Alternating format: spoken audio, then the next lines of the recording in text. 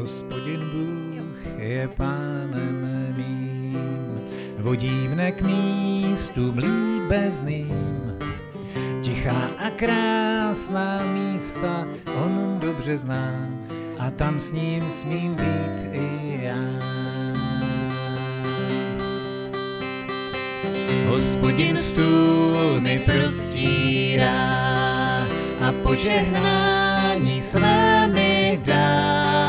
Můj pastýř lásky náruč otvírá, když přicházím k němu já.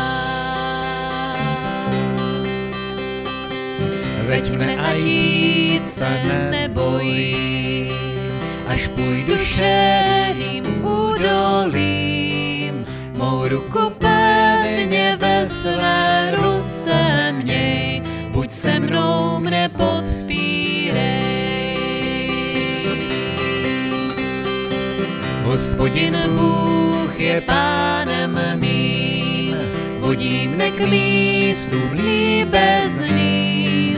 Tichá a krásná místa on dobře zná a tam s ním smím být i já.